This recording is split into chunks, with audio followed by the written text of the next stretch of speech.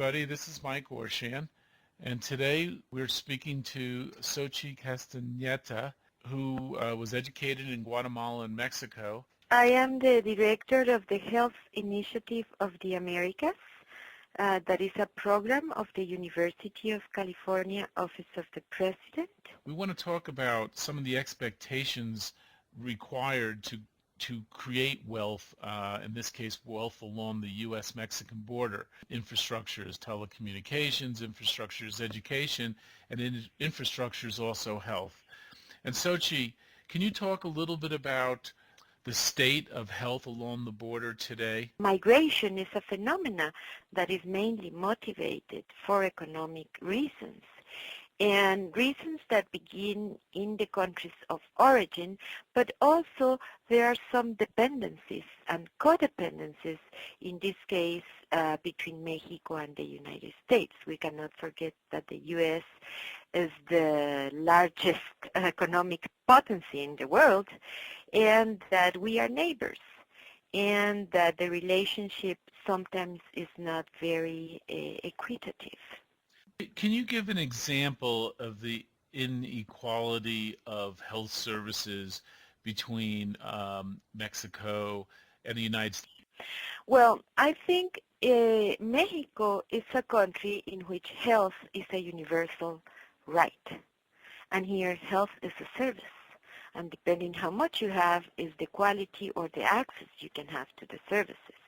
So, for example, if you are an undocumented low-income immigrant to the U.S. working in the basic industry, the access to health services and to health care is going to be really limited.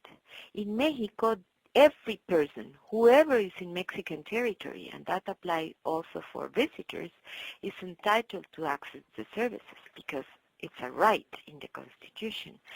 So we can talk about later about the quality of services, but Mexicans who come to this country come with a health capital that deteriorates after a certain time of being here without accessing the services.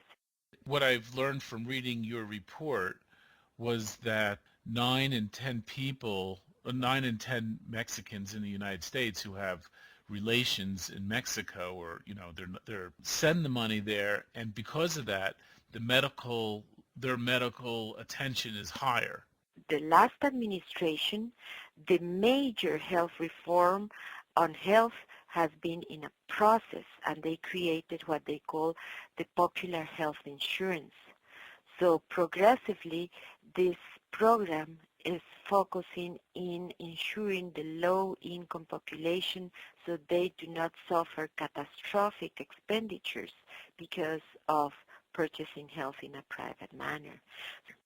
Now the United States health industry, which is quite large, powerful, and stable and knowledgeable, would probably want to get involved.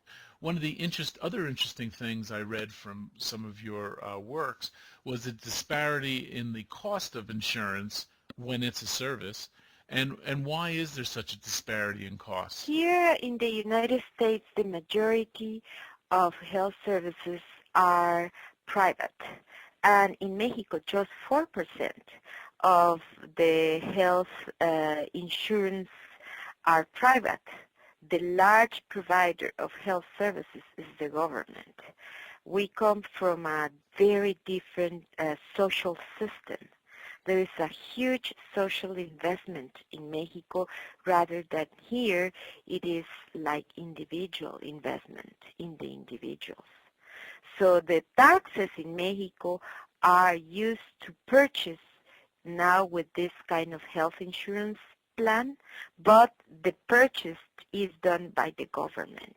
Another thing I want to throw into the mix of this discussion is something else a number that I've seen before, and then it was also in your study, that 35% of the U.S. population is under 25, and 60% of the Mexican population is under 25.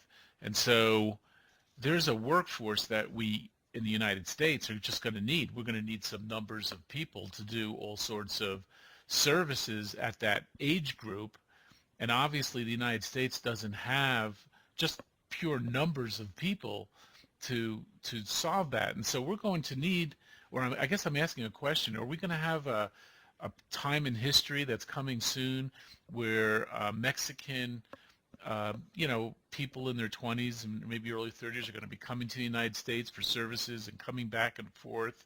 Is that what the plan is? Is that? I think you have raised a fascinating issue. First of all, let me give you some context. The United States is a country that is so low dense populated. The number of people per square kilometer is around 34 persons, compared to the United Kingdom, for example, that is around 200, or even the European community as a whole, that is around 115.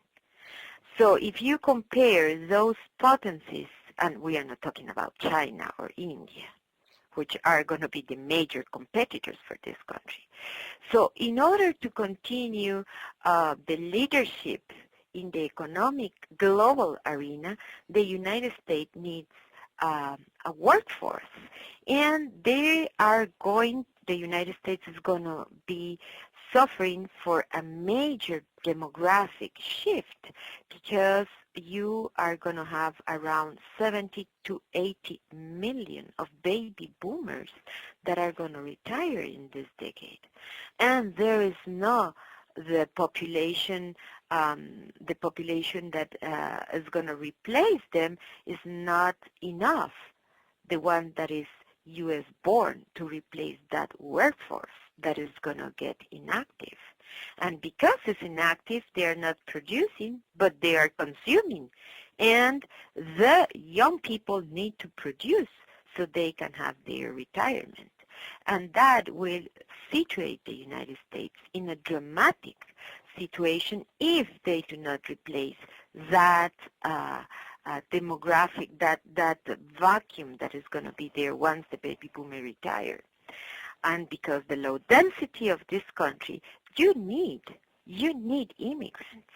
Mexico has a demographic bonus, but that demographic bonus is ending because we have been subsidizing the United States with young and cheap labor force for the last 2 decades. So Mexico is also moving from their demographic bonus to a more kind of equal situation.